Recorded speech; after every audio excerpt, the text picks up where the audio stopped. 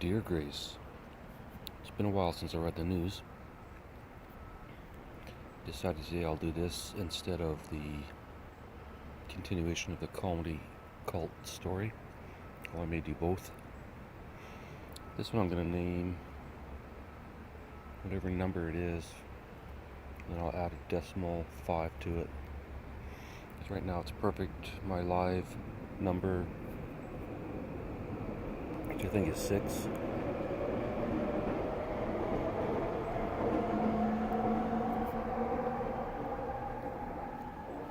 Sorry we got back to applause breaks today. I'm closer to the train, so it's going to be louder, but I'm more protected from the other noises, I think. So we'll see. Anyway, news. Let's get back in news mode, I guess. New study reveals complex touch responses in autism spectrum disorder. I think a lot of people don't like being touched the wrong way. Provide intriguing insights into how individuals with ASD experience touch.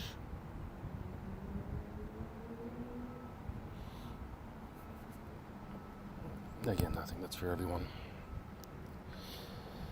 Everyone's autistic, everyone's everything. Right, Grace? Human culture is changing too fast for evolution to catch up. Here's how it may affect you. Well, no shit. Can't go from this to Neuralink and not have a bit of a fuck up or two. Grace?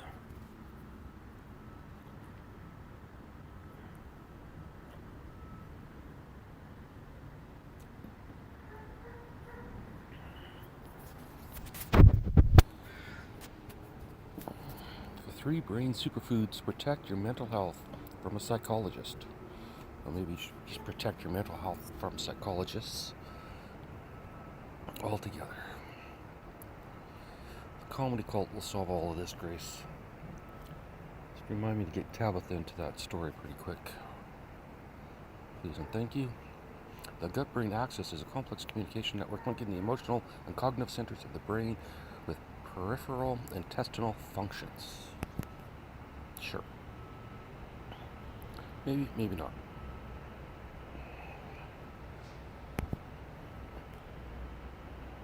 Come on.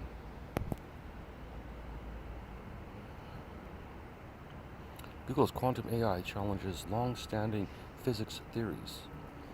So I've been using Google's AI. I don't know if it's their quantum AI. I don't think so. Their AI called Gemini, which is pretty much like ChatGPT. Pretty similar.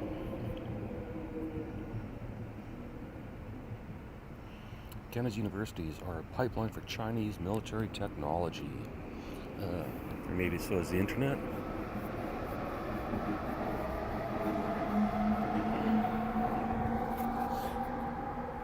I wonder how many automated AI computers are just trying to hack every single port in America. Yes, I'm talking TCP/IP port.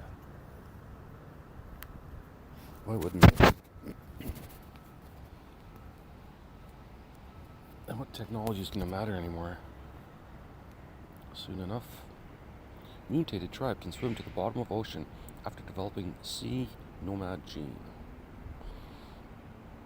Practice makes perfect. Hackers finally unlocked 3 million Bitcoin wallet after man forgot password for 11 years. 8 helpful income skills that are safe from AI in 2024. Or 8 helpful high income skills that are safe from AI. I'll decide that, Grace.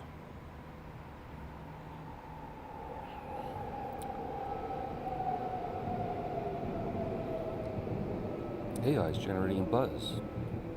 Both are what it can do and who it might replace. But certain high income jobs remain firmly the domain of human expertise.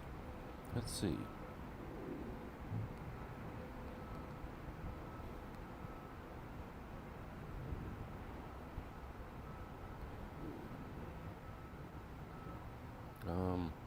Sorry, but I think eventually one guy will be able to program as much as 10 guys, so bye-bye software developers. All you need now is creative people. Just use their creativity and show them the basics of the programming and let the AI do the hard, boring fucking coding work. Just my thought, Grace. Designing, essence of human touch. Fine art. Human resources, a human response.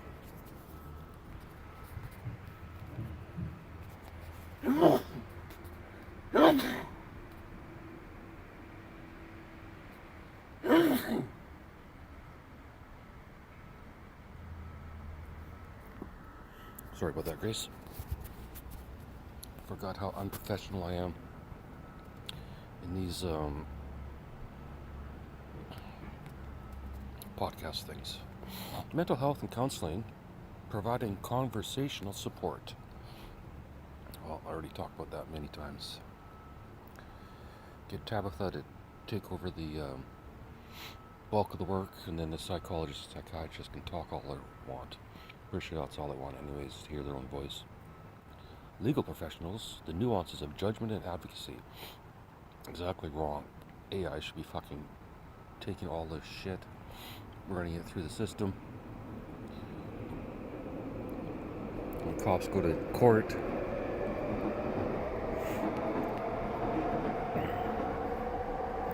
AI should have access to all their body cam recordings, videos, audio, every piece of information about their vehicle, where it was, GPS, how fast they drove, whether they used their signal light, how many times they stopped at 7-Eleven for a taquito, everything.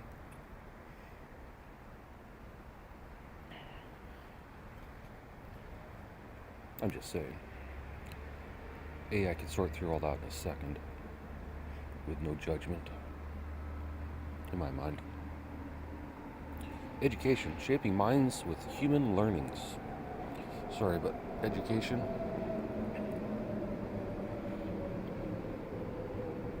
it's a fucking mess. Marketing, strategic insights, and emotional intelligence. They're just making up words now.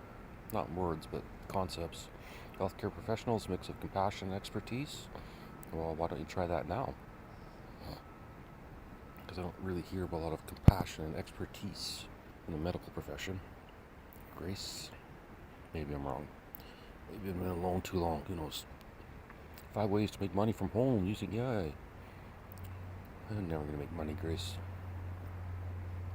Night vision lenses so thin and light that we can all see in the dark. That's kind of cool.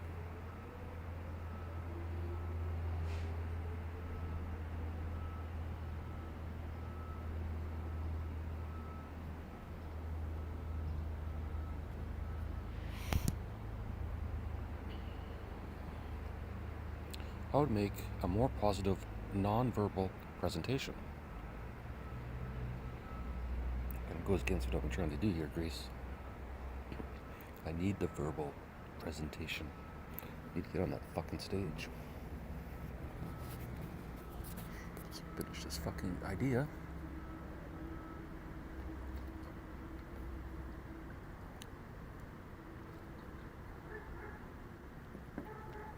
Ten behaviors of deeply self-absorbed people according to psychology. Clearly about me. I miss doing this a little bit, Grace.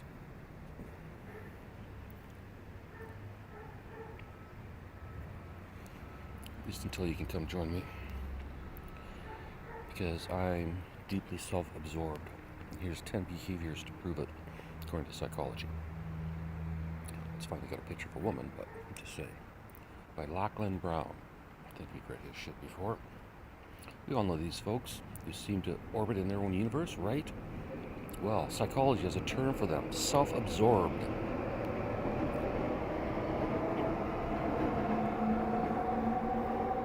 I'm so self-absorbed I didn't even want that applause break. Grace. Now, being self-absorbed isn't just about being a little self-centered. It's a deep and pervasive focus on oneself to the exclusion of others. Understanding self-absorption can help us navigate tricky relationships and interactions. Well, if you're so self-absorbed, you won't have any relations or interactions. To aid that understanding, psychology has identified 10 key behaviors typical of deeply self-absorbed people. Let's get started. Seriously, you telling me AI couldn't do this in a second? Constantly seeking validation.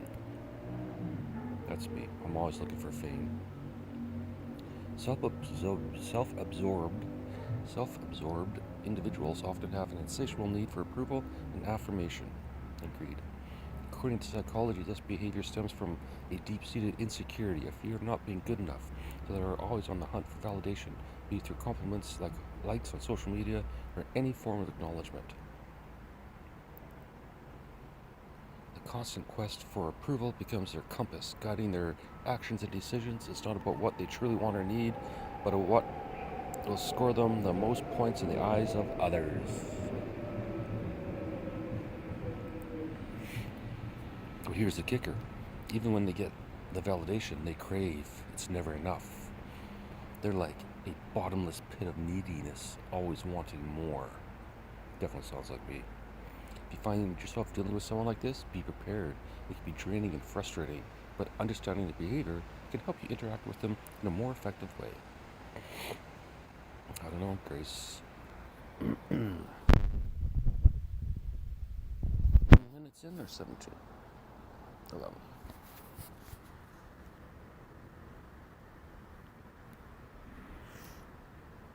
If I suddenly screen Grace, it's because there's a rat nearby where I'm sitting. Besides me, a real rat. He has a tendency to walk behind me and scare me. I think he does it on purpose. Or she, who knows? Grace. Alright, number 2, lack of empathy. Absolutely me. Now, this is a trait I've personally experienced with self-absorbed individuals. It's fun, it's also a sign of autism. It's funny how all these little signs all cross over each other.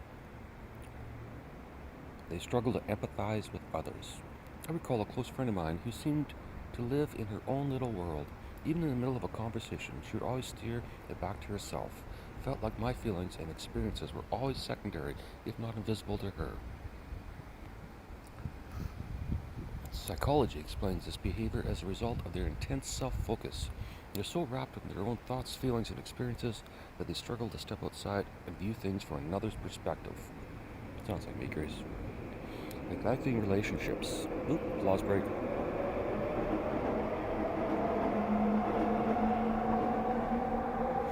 Self-absorbed people, like me, often have a history of neglected or damaged relationships. Ironically, they crave approval and affirmation, yet their behavior often pushes others away. What's fascinating is a study published in the Journal of Social and Clinical Psychology, which found a clear link between self-absorption and poor relational health. Relationship health. Or relational health. They discovered that self-absorbed individuals tended to have fewer close relationships and more conflict within those relationships. Stay away from it, Grace. We've got a lot of conflict. Their intense focus on themselves left little room for the reciprocation and compromise needed for healthy relationships. Dominating conversations.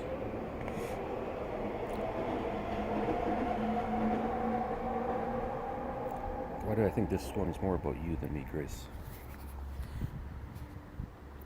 Are you a chatty Cathy?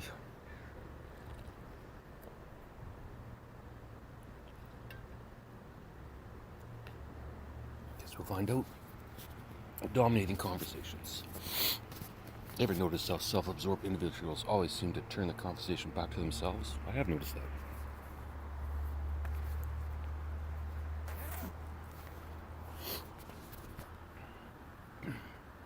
It's like they're on a one-person show where everyone else is just an audience. I guess that is kind of what I'm doing.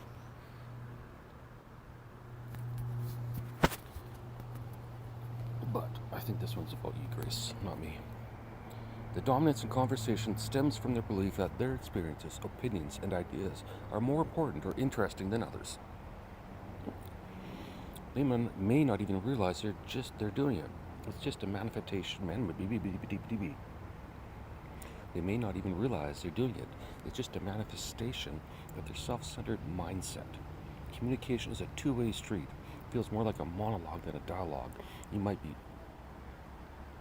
dealing with a communication is a two-way street. If it feels more like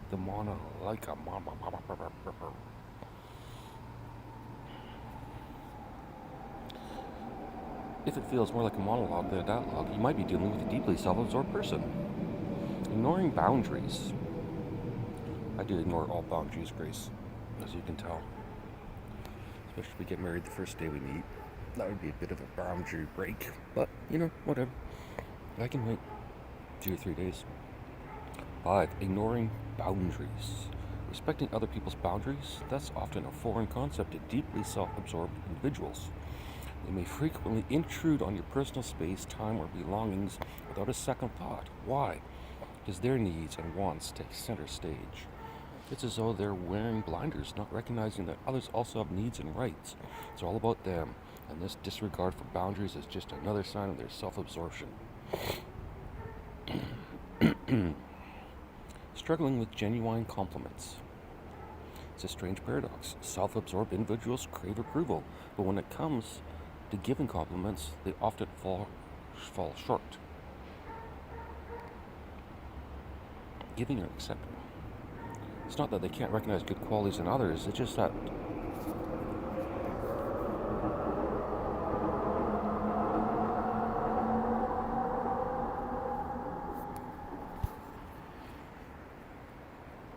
maybe I'll upload the voice audio to AI.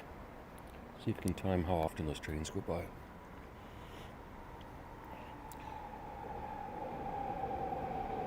And then from that, they could determine approximately which station I'm at.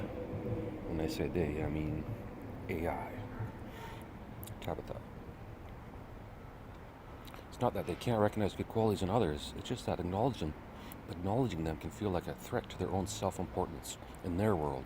Praise for others might mean less praise for them. Yet everyone needs acknowledgement. Everyone wants to feel seen and appreciated. So when someone struggles with giving genuine compliments, it's not just a sign of self-absorption. It's a missed opportunity to connect and uplift others. Difficulty with criticism. Handling criticism is a tough pill to swallow for anyone, but it's particularly challenging for self-absorbed individuals. I remember a time when I offered some constructive feedback to a colleague, hoping it would help improve our project. Instead, he took it out as a personal attack and lashed out. This difficulty with criticism stems from their fragile self-esteem. They often perceive it as a threat to their self-worth, making them defensive or even hostile. It's important to know this when dealing with self-absorbed individuals. Navigating feedback can be like walking on eggshells, but understanding their reaction can help approach it more effectively. What do you think, Grace? Agree? Disagree? Is this me? Is it not? Am I the opposite? Do you care? Do I? Does anyone? Does the rat? Overly generous appearances. Surprisingly, self-absorbed individuals can sometimes come across as exceedingly generous.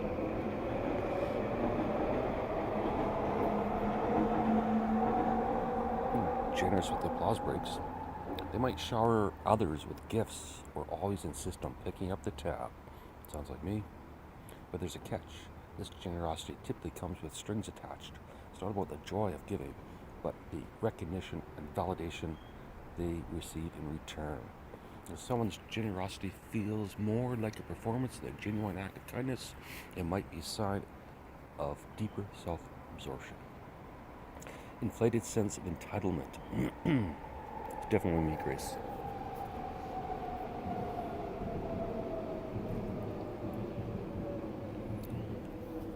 An inflated sense of entitlement is another hallmark of the deeply self-absorbed people. They often believe they deserve special treatment or the world owes them something. This can manifest in different ways, from expecting others to bend over backwards for them to disregarding rules they feel shouldn't apply to them. Well, rules are a pain in the ass, Grace. This sense of entitlement stems from their self-focused view of the world. If someone consistently behaves as though they're above the rules or expectations that apply to everyone else, it's a clear sign of self-absorption. I don't know why they're making this sound bad. It sounds like the person knows what the fuck they're doing. Oh wait, maybe not. Lack of self-awareness. At the core of self-absorption lies a striking lack of self-awareness. Paradoxically, despite their intense focus on themselves, self-absorbed individuals often struggle to see their behavior for what it really, truly is. This blind spot hinders their ability to recognize how their actions affect others. It also prevents them from seeing the need for change or growth. If you encounter someone seemingly oblivious to their self-centered behavior, know this lack of self-awareness is a key trait of deep self-absorption. Food for thought. It's not always black and white. Oh fuck, I thought it was. You had 10 points there.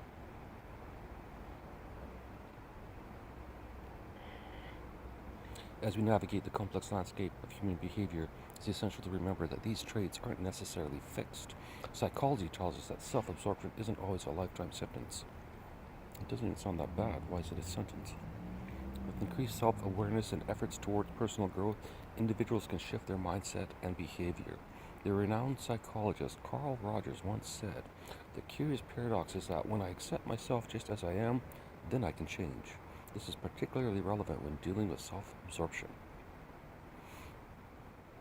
So if you recognize some of these traits in yourself or others, don't despair. Change is possible, but understanding is the first step on that journey.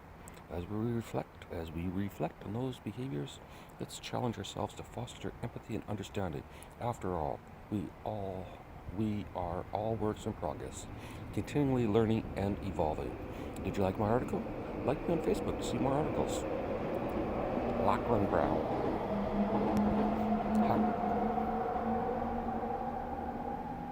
What do you think, Grace? Is this better than reading comedy cult stuff?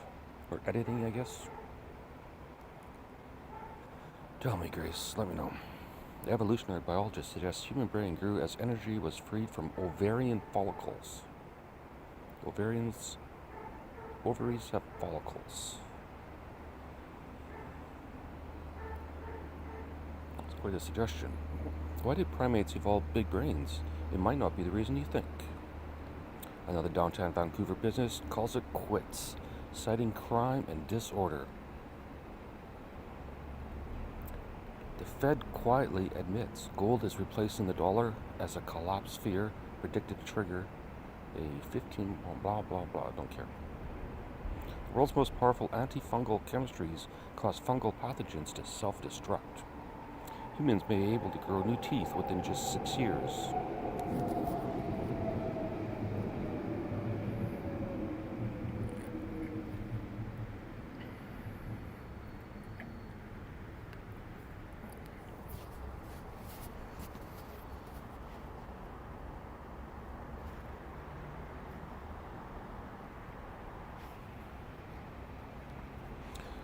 Now, Japanese researchers are moving a promising tooth regrowing medicine into human trials. The first patients will be receiving the drug intravenously in September this year.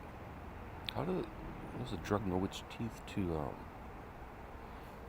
regrow? My question, Grace. Do you have any missing teeth, Grace? Video. Eve humanoid, voice prompted to perform back-to-back multitasking. Researchers developed robotic hand, third thumb for one-handed tasks. That's creepy. 8 phrases only genuine introverts use, according to psychology. Well, let's find out if I'm an introvert. Or a genuine introvert. Am I an introvert and self-absorbed? Conceited. By Mia Zhang. I think they have like 3 or 4 writers. Probably introverts often have their own unique set of phrases and expressions that truly encapsulate their personalities, which can sometimes leave others puzzled or intrigued.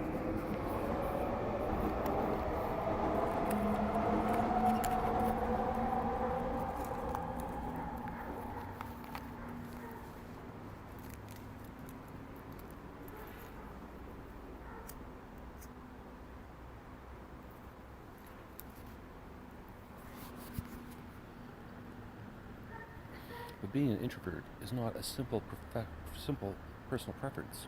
It's a fundamental part of who someone is. If you're an introvert, you probably understand that communication can be a challenge. I think I'm just an asshole.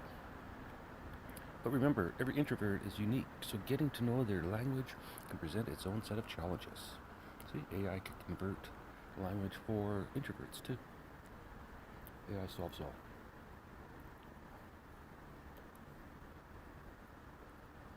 Understanding the phrases they use could be a great starting point.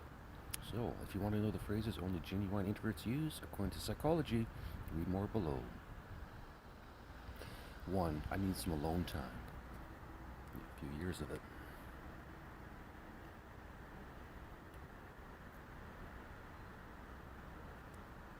This is a phrase you'll often hear from a genuine introvert. It doesn't mean they're upset with you or don't enjoy your company. Quite the opposite. Actually, it simply means they need some time to recharge. Being an introvert fundamentally means that you draw energy from being alone. Actually, a shitload of energy. Grace. So when an introvert utters this phrase, it's their polite way of letting you know that they need to replenish their energy reserves. However, hearing this can sometimes lead to misunderstandings.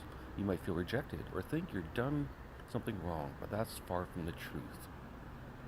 They're not pushing you away, they're just taking care of their mental health. I might be pushing you away a little bit too, but the need for solitude is not a reflection on you or your relationship with them. It's simply a part of their personality. Silence is golden.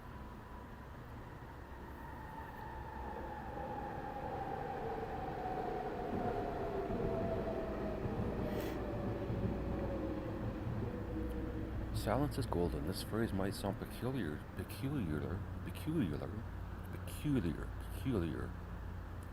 weird to many, but for introverts, it's a mantra.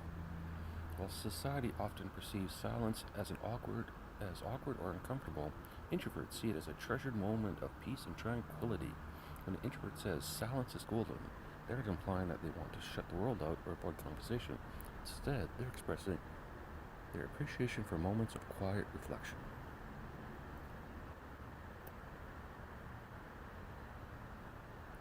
These periods of silence allow them to process their thoughts and feelings more deeply. They can delve into their creativity, get lost in a book, or simply enjoy the serenity of their surroundings.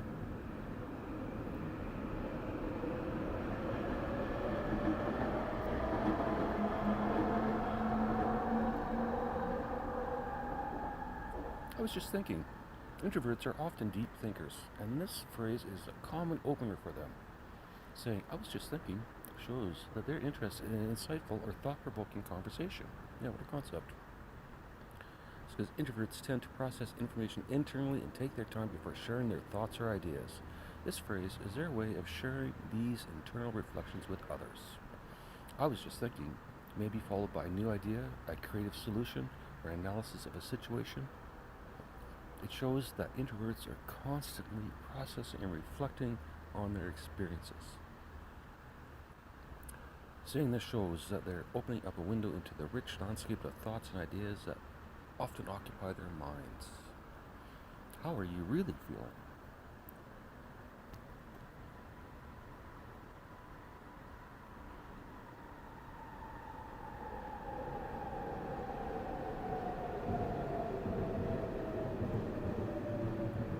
An introvert who asks this question is not simply following social protocols or making small talk. They genuinely want to know.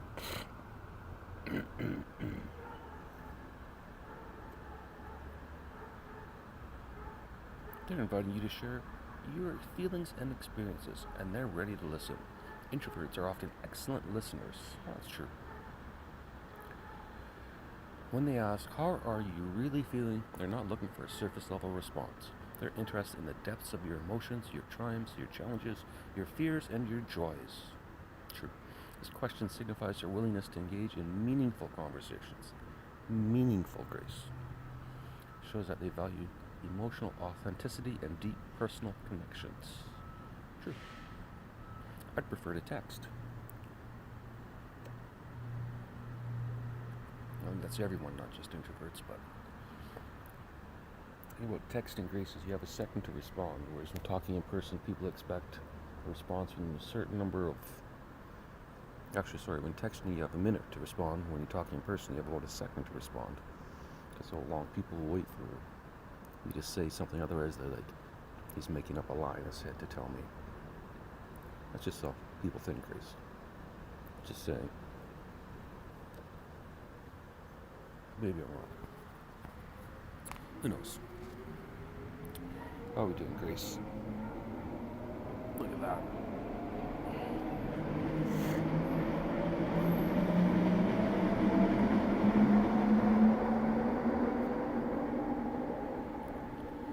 Who hasn't preferred texting over a phone call at some point? For introverts, this preference is often more than convenience or habit. Texting allows introverts to carefully craft their response and express their thoughts without the pressure of a real-time conversation. By the way, Grace, I tried to do this live too, but I can't figure the software out, so fuck it.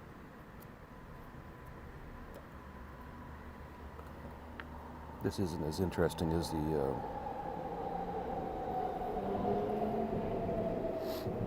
comedy cult stuff anyways. If someone was actually going to talk besides me, that's okay. I'm a self-absorbed introvert. That's how we do things. It gives them the freedom to think before they speak, which is something that introverts often appreciate. This doesn't mean they dislike talking or avoid conversations. It simply means they prefer a medium that offers them the comfort of time and space to articulate their thoughts. Isn't what I just said? Number 6. That book/movie really got me thinking. This phrase is often heard from introverts who tend to deeply engage with books, movies, or any form of storytelling that allows them to explore different perspectives and ideas. Should not be everyone. Not just introverts. Called being open-minded.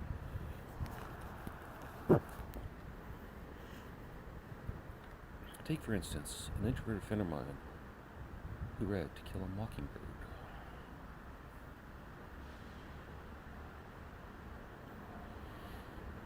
Sorry, Grace, I'm just a little cold. I'm trying to decide if I want to pause this and go get a sweater or something.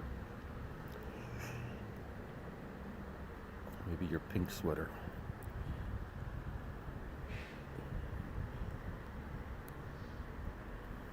Pretty sure if I was wearing your pink sweater, everyone from the train could see me from about a mile away. I'm not sure how you find something that neon. Amazon, I guess. Old joke, Grace. We're gonna recycle jokes now, so I can find something new. Finish this fucking story, one or the other. Grace. Take, for instance, an introverted friend of mine who read To Kill a Mockingbird. Excellent book. After finishing the book, he spent days discussing the themes of empathy and moral integrity. He wasn't just captivated by the story, he was deeply moved by its underlying message, and how they resonated with his own values. It's called literature. Concept.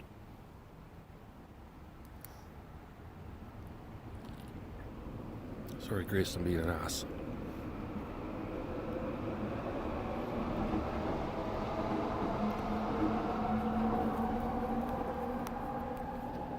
I guess some of this seems like it should be a little bit more obvious. You know what I'm gonna do? I'm gonna go sit in the sun.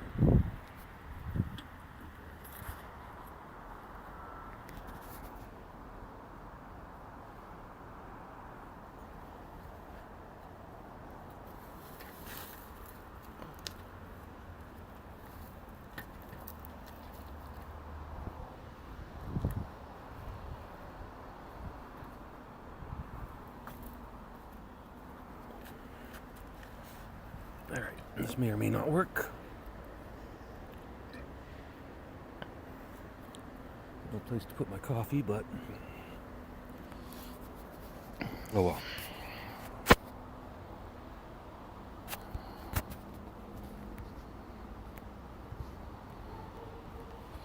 When they say this, they're not just sharing their interest in a story, expressing how it has impacted their thought process, their beliefs, or even their perception of the world. It's a testament to the reflective nature and their ability to connect with narratives on a profound level, Grace. I'm not shy, I'm just observing. Actually, I've thought that many times. Whatever.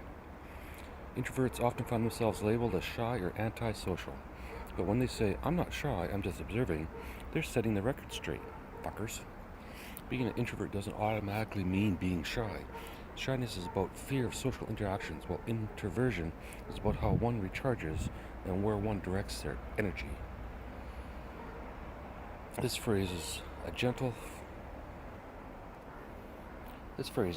yet firm reminder that quiet does not equal shyness. It's an introvert's way of asserting their identity and dispelling misconceptions. I enjoy my own company. Not really. This is perhaps the most defining phrase for a genuine introvert. When they say, I enjoy my own company, they're expressing their comfort and contentment with solitude. And they're probably lying. Just saying, Grace.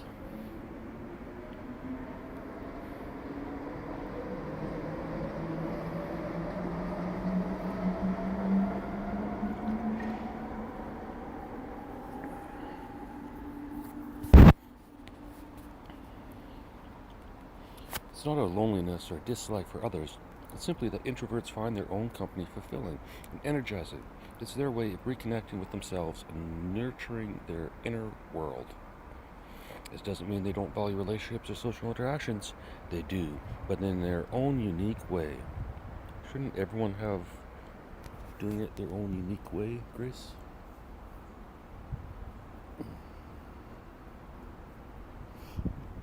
Just saying.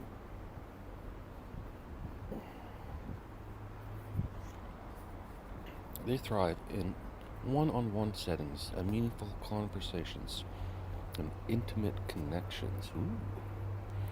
So there's one thing to remember. If there's one thing to remember about introverts, it's this. Their enjoyment of solitude is not a rejection of others, but a way they embrace themselves. Conclusion. Being an introvert isn't being shy or antisocial. It's a way of experiencing the world, a preference for quieter, more introspective interactions. While these phrases can offer some insights, every introvert is unique with their own individual preferences and ways of expressing themselves. The beauty lies in appreciating these differences and fostering connections that respect and honor individual personalities, because at the end of the day, it's our diversity that enriches our collective human experience.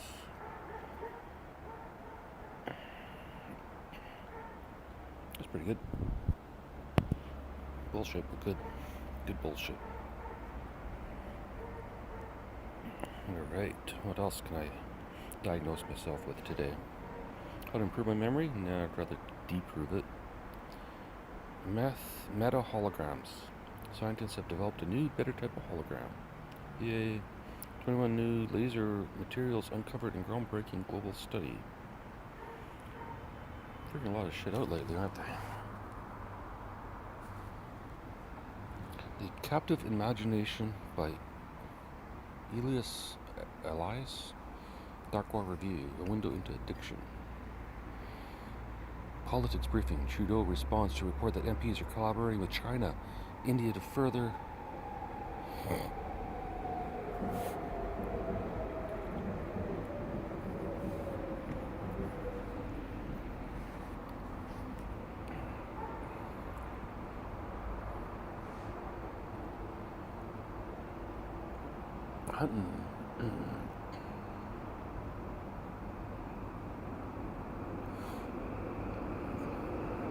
Here we go, Grace.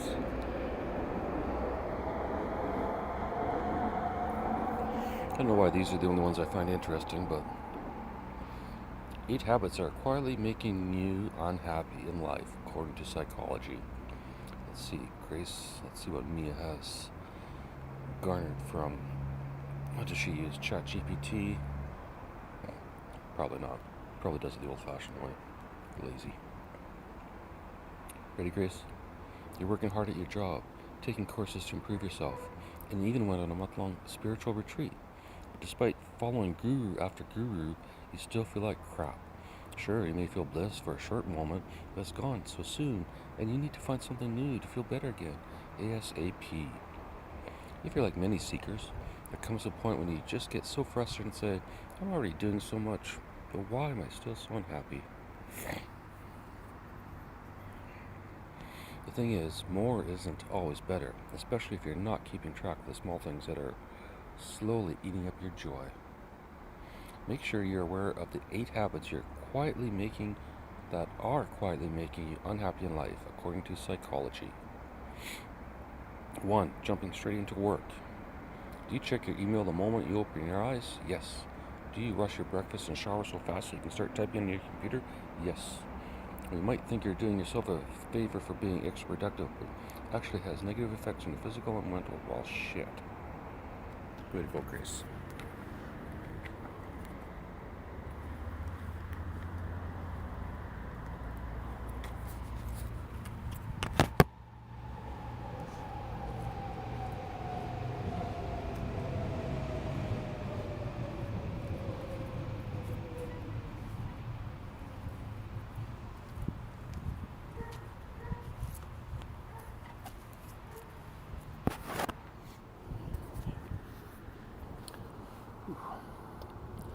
Alright, not only will this lead to burnout, it's also guaranteed to slowly make you unhappy. According to psychology, our morning routine sets the tone for the rest of our day.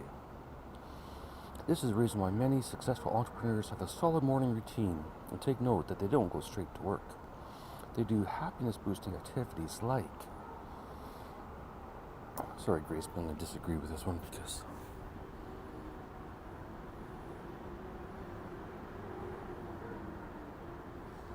I can. Exercise. Science says doing just 20 minutes of cardio pumps up your endorphins, making you a little less stressed and a little more happier. Meditation.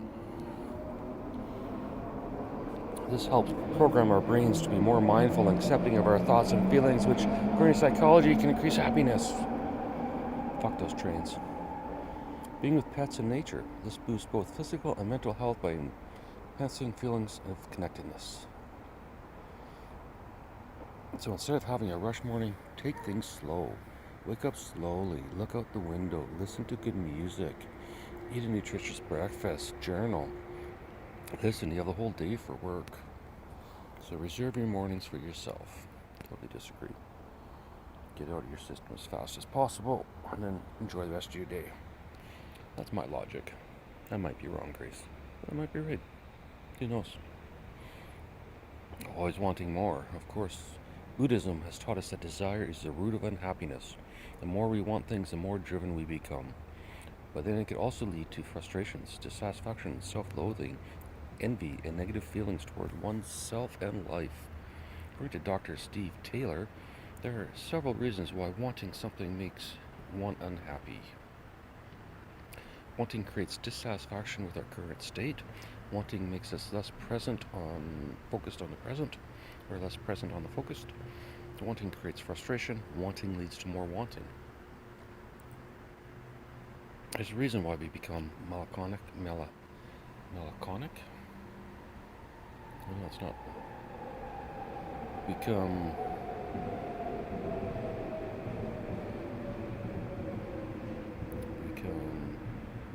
stupid when we're in love with the person, with a thing, with an idea. We used to be happy, but then we feel that suddenly there's something missing in our lives. Grace. Buddhism suggests that if we want to be happy, we must eliminate any desires. I no longer desire you, Grace. I want to be happy instead. That's it, no more desires. When we have no desires, nor ambitions, and grand goals, we won't have unfulfilled expectations. So basically do nothing. And if we have no unfulfilled expectations, we are less likely to be unhappy.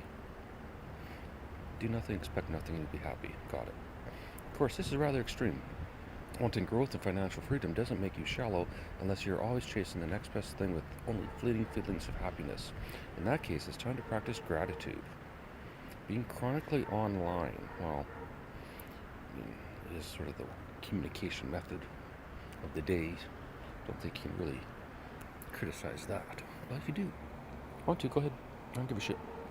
Studies show that being online for more than 2 hours daily, especially if it's spent scrolling on social media, can lead to unhappiness.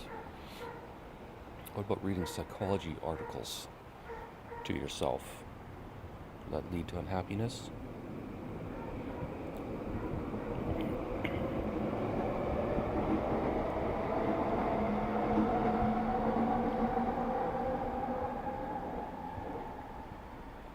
One day that train's just going to stop.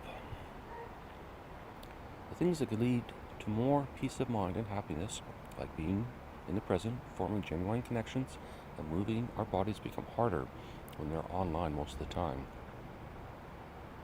Let's skip that one. Trying to impress others, low self-esteem, trauma, and even our natural need for connection can all lead to unhappiness when we're focused on impressing other people and winning their approval. Well, definitely I'm not trying to impress anyone, because this is the worst sounding podcast imaginable. That's not even a podcast, it's a stupid open letter to one person. It goes on and on and on and on and on forever.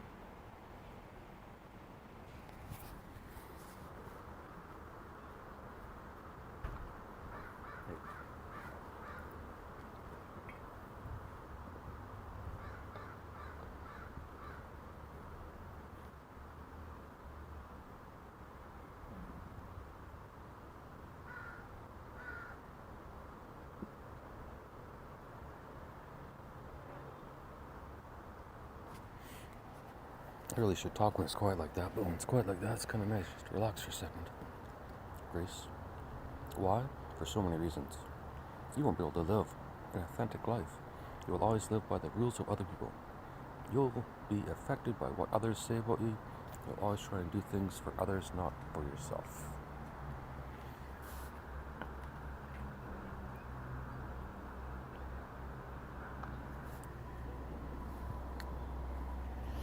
Unhealthy childhood dynamics of needing to impress our parents and our teachers.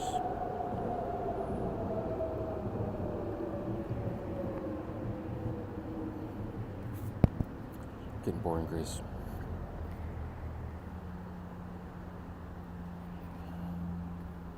Do cells have sentience? New framework for understanding life and consciousness. Either everything does or nothing does. SpaceX lands FAA license. FAA license for our next Starship mega rocket launch on June 6th. Wait, isn't that tomorrow? 8 traits of a genuinely good person according to psychology. Well, I know I'm not that, so we're not going to bother with that one. Underutilized visual memory can recall less we can, blah blah blah. People with dark personality traits, don't hide them. People with dark personality traits, don't hide them. See how dark we can go, Grace.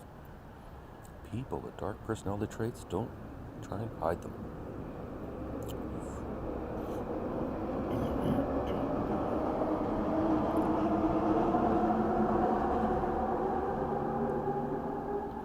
A recent study in Spain explored the associations between personality traits based on somebody's theory of personality and the dark triad traits. The results indicate that narcissism and machiavellianism, not sure, I've heard that word, but I can't pronounce it, are linked with neuroticism and extroversion. While psychopathy is associated with psychoticism, these associations suggest that individuals with higher dark triad traits did not fully conceal them when responding to the survey. Or why should they conceal them? It's a stupid study.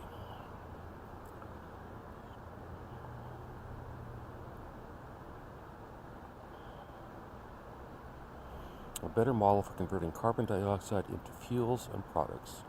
Yeah, no shit. Don't care about gravitational waves. Ancient medicines blend with modern day research and new tissue regeneration method. Archaeologists found a secret chamber at the base of the Great Pyramid of Giza, and they have no intention of opening it because they're a bunch of fucking idiots. No, they have no idea what it is. That too. Archaeologists found a secret chamber at the base of the Great Pyramid of Giza. They have no idea what it is. Fair, these same archaeologists have no idea what the fucking pyramids are, so big surprise. Several helpful tips to learn how to communicate better according to a clinical psychologist. This I definitely need. Wait, 8 signs you're actually a very difficult person. Which one? Communicate better or confirm that I'm a difficult person? Confirm I'm difficult first, and then we'll go back to the other one. And then we should be at about an hour, Grace. And we're good. 8 signs, you're actually a very difficult person.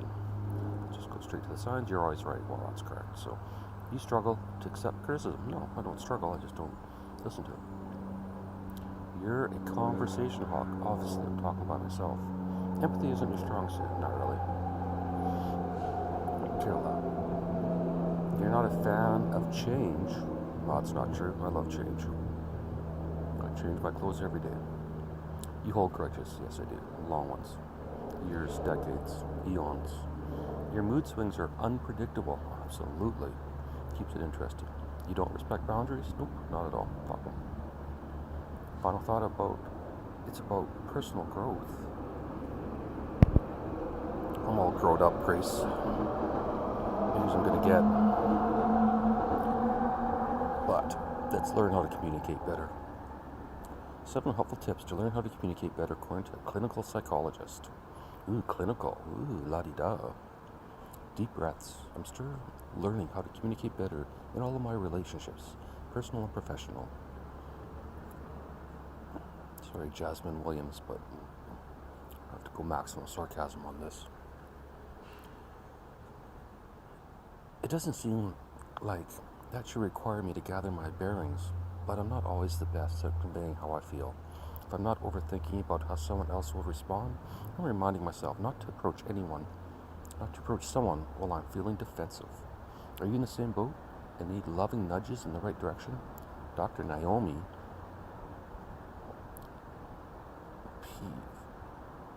physical doctor, I don't know, a physician, and co-host of the Oversharing podcast. Oh, well, she has a podcast from Betches Media. Betches has helpful strategies that encourage you to become more intentional about communicating. Her approach is all about helping people learn mindfulness techniques, and says many people think of mindfulness. Do people communicate differently post-pandemic? What are some people's biggest communication barriers? Finding someone interesting to talk to. It's a long one. Alright, I think we're done, Grace. It's close to an hour. How to reconnect with old friends. Science may have a solution. It's called booze. A parachute failed to deploy during Jeff Bezos' space tourism comeback mission. Is nuclear power the fastest way to decarbonize the planet? Decarbonize. You know what I think, Grace?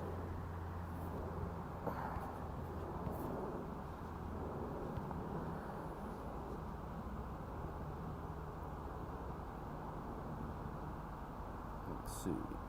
Anything interesting?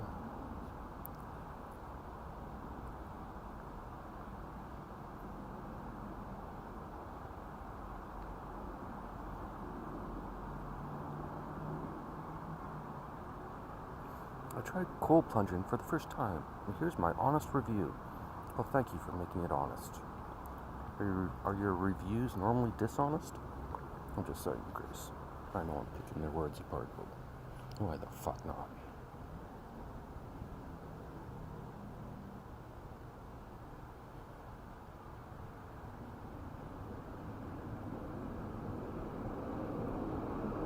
How can you study dark matter if you can't see it?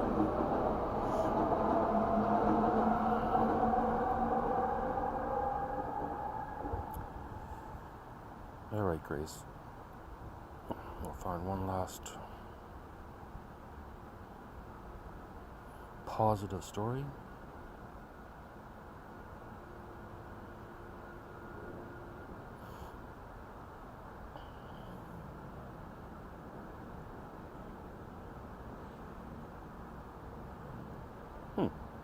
Don't seem to be able to find one, Grace. So we'll just call that a day. And maybe tomorrow we'll go back to the old way, or maybe tomorrow we'll do the news again. Don't know. Don't care. Talk tomorrow, Grace, if I can ever stop this fucking thing. But